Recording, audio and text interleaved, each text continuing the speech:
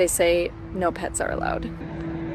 Doing her business. Well, everything was going smoothly until Almendra decided to climb up this and go into the factory. I believe she's making me do this.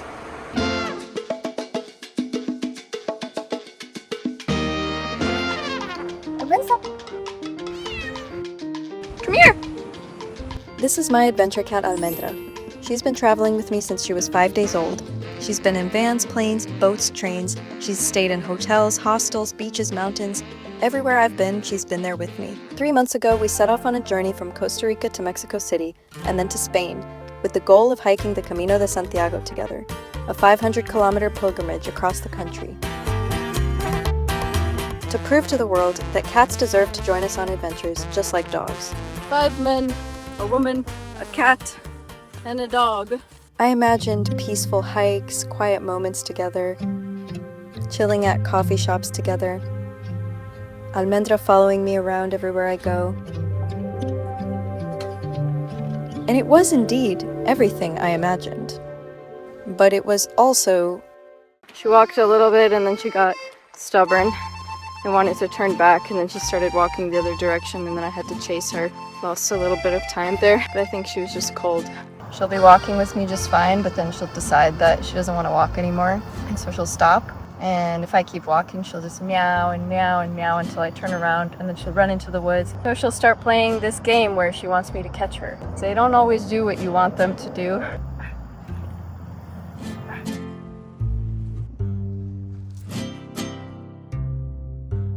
But when that happens, just need to slow down, take a moment to relax. Kind of forces me to stop and take a break and enjoy the nature.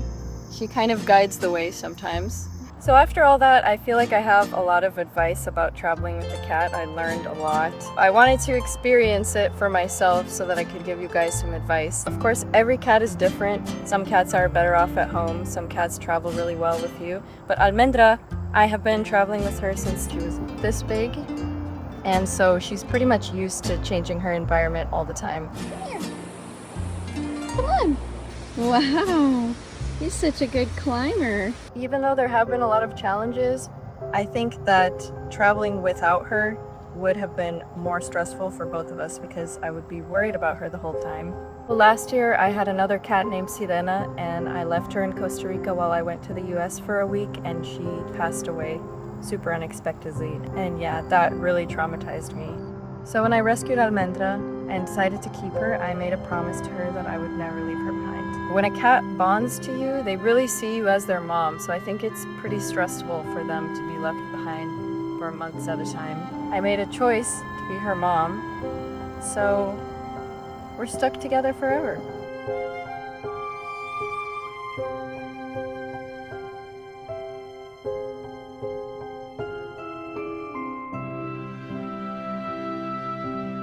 We just finished hiking the Camino de Santiago together, and that was probably the most challenging and rewarding things that I've ever done. And I loved having Almendra by my side the whole time. Cats don't have the same stamina as dogs do, so she would walk for about 2 to 3 kilometers per day, and I was walking about 15 to 32 kilometers per day. So most of the time I was carrying her on my back. Either she was riding on top of my backpack, or she was inside of this backpack just chilling and sleeping the whole day pretty much.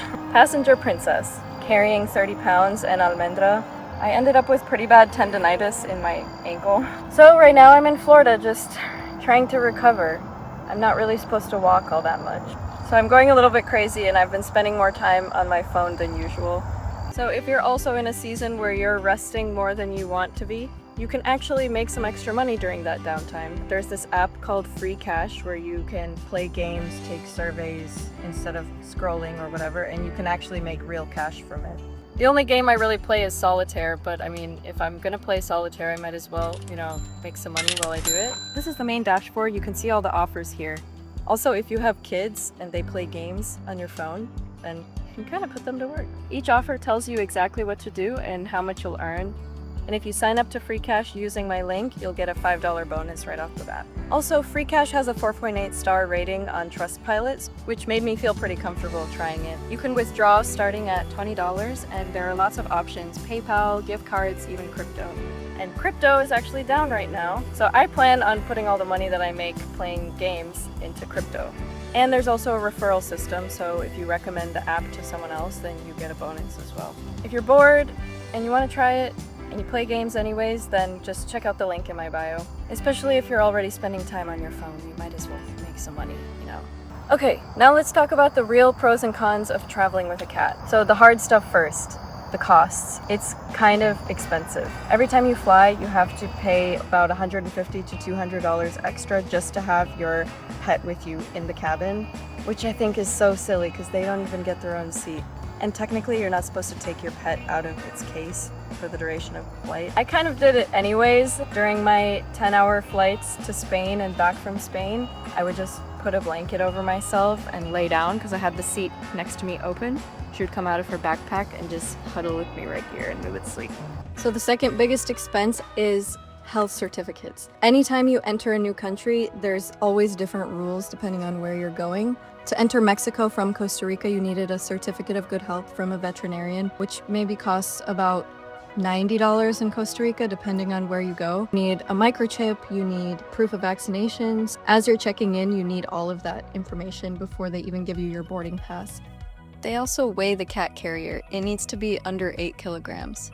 Since she was only 2 kilograms at the time, I actually slid my laptop underneath her and my drone batteries to reduce the weight of my other bag. And then when you arrive in Mexico, before leaving the airport, you have to go to the Office of Animal Exportation to get another document just to leave the airport, which is kind of annoying. So everything just kind of takes longer.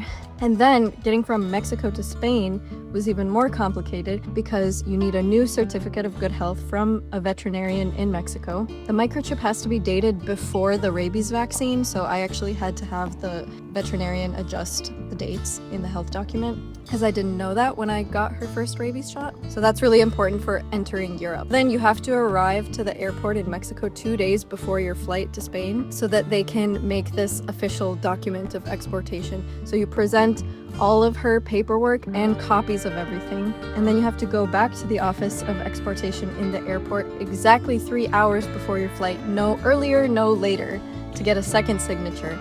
And then you can fly with your pet. I didn't know this the first time I tried to fly to Spain. I got there like 2 or 3 hours before my flight, and they told me that I needed to make this official document, and it took way too long, and I ended up missing my flight. Almendra and I just missed our flight. Which, I mean, I wasn't really that sad about it because I wasn't ready to leave Mexico anyways. I kind of wanted to stay longer. I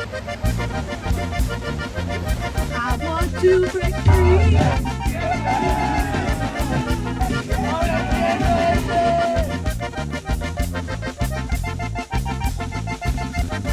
Ay, nunca he visto una belleza como la que tienes tú, como una flor en la tierra de color rosa o azul, el negro de tu cabello, como huele tu champú.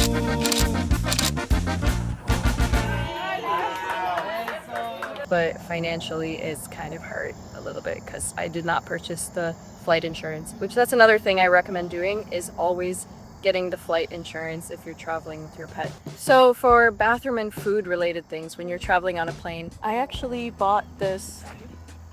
It's basically like a foldable shelf organizer sack, and I thought it would make a nice portable litter box. And I brought a little bit of cat litter with me on the first long flight that she had, but she wasn't interested in using it.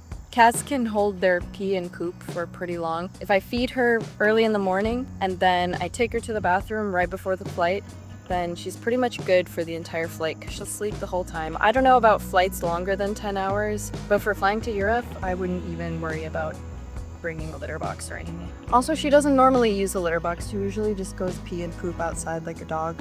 Still waiting for her to poop. That was a really helpful thing, was training her to do that from when she was really young, especially when you're staying in hotels or new places and you don't want to set up the litter box every time. But training your cats to pee and poop outside. If you're interested in learning how to do that exactly, then write that in the comments and maybe I'll make a video about it later. Accommodation and transport when you're traveling is another challenge. Not all hotels and Airbnbs are pet friendly, but I learned that it's pretty easy to sneak a cat into a hotel. I just put a rain fly over this or put this into a shopping bag, and Almendra is super quiet. She doesn't make a peep. So I just walk into the hotel and no one notices. It's a little bit harder to do that with a dog. You can't really be discreet when you have a dog. Some people didn't even know that I had Almendra until I took her out of her backpack. Another challenge that I had was some buses don't allow pets, and I didn't know that, so I purchased an ALSA bus ticket to go from Bilbao to Santander. And as I was walking onto the bus driver told me that she's not allowed on there and he denied me. Luckily in Europe, you can use this app called BlaBlaCar, which is like a rideshare app. When somebody's already planning on driving from one place to another and they want help with gas, they'll basically make a listing and you can reserve one of the seats in their car and ride with them, and it's pretty cheap. A lot of times it's cheaper than taking the train even. And we actually made some friends in that ride because other people had booked seats in there, and one of those friends I ended up staying with days later.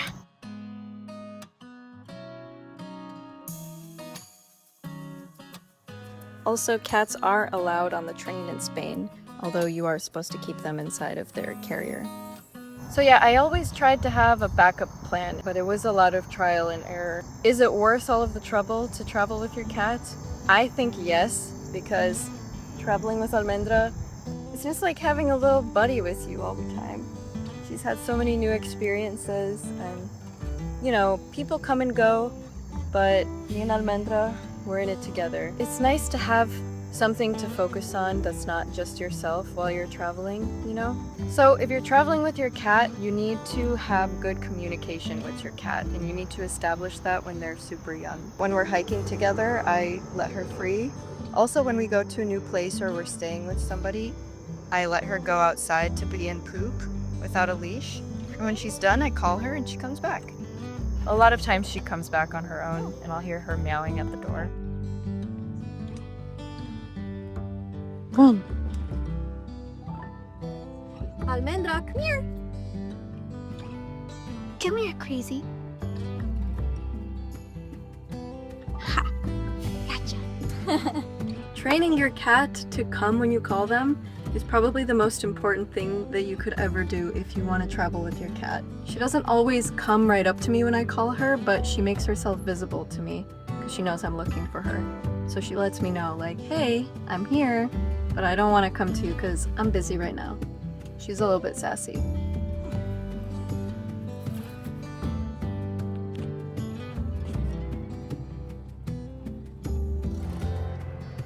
So that's one amazing thing about traveling with Almendra is I always make new friends because she is super friendly. Whenever I'm out with her, either at a coffee shop or going for a walk, people always have so many questions. Also, when I just let her loose, she goes off and makes friends with people. Like right now. She attracts cat people, which I think are the best people. I don't trust people that don't like cats. She kind of chooses my friends for me.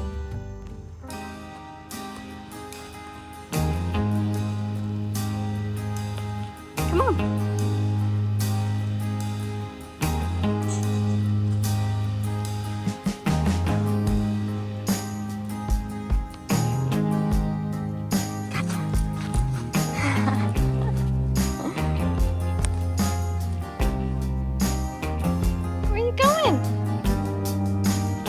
Some of you may have noticed she has this collar right here with an Apple AirTag on it. Go, have fun. So I have mixed feelings about what I think about the Apple AirTag on a collar. So the Apple AirTag just pops into this collar right here.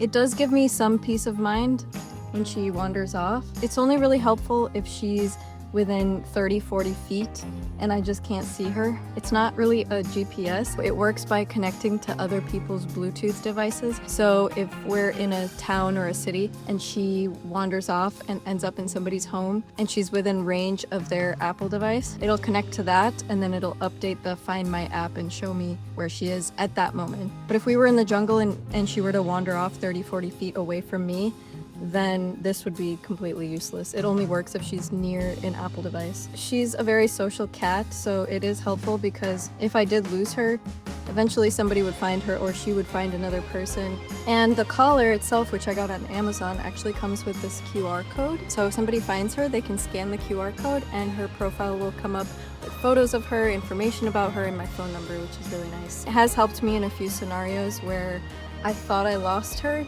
but she was close by, I just couldn't see her. Like one time she climbed under this rock and took a nap and I had no idea where she was. Turns out she was like right next to me. I might try another GPS device. The thing about real GPSs is that you have to pay a monthly membership, and for the Apple AirTag you don't have to, and the battery lasts like, I don't know, 3 to 6 months or something. And it's also a breakaway collar, so if she gets stuck on something, it won't choke her. I've actually lost her because I clipped the leash onto here and she saw a dog and got scared and just charged and ran into the forest. Took me a while to figure out that she was in a tree super close by, just too scared to get down. And I had no idea because she didn't have her Apple AirTag on, so I couldn't like make the sound to know that she was there. Luckily, that's only happened one time when we came to Florida. She was afraid of my brother's dogs. And yeah, that was 100% my fault because I wasn't sure how the dogs were gonna react with her. Sometimes dogs are super chill and they get along with her really well, but not my brother's dogs. They do not like cats at all. Usually I keep her harness on, and if I'm walking her on a leash in a city where there might be dangerous things, I clip her onto the harness that doesn't break away if she tries to run.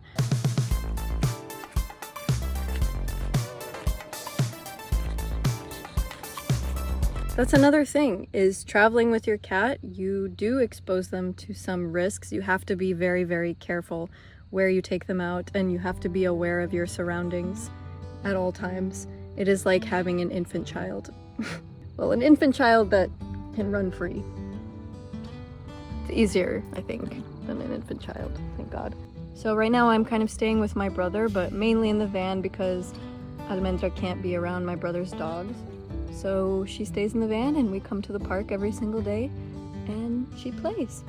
And she's gotten used to the van already, so she sees it as home base, so she doesn't run too far from the van. Kind of the good thing about cats is you can train them to make a vehicle their home base or to make yourself your home base, and they generally won't stray further away into territory that they don't know. I am going to get her a better GPS collar though, just in case, just to give myself some peace of mind if something does happen and a dog comes out of nowhere and she runs up a tree and I can't locate her. Yeah, but for now the Apple AirTag has been helpful. Anyways, it is starting to get dark and the mosquitoes are coming out. So I think I'm gonna wrap this up. And if you have any other questions, if I missed anything, if you want more information on how to raise a travel cat, then let me know in the comments. And please don't forget to like, share, subscribe, all that good stuff so that I can keep making these videos. Thank you. Bye.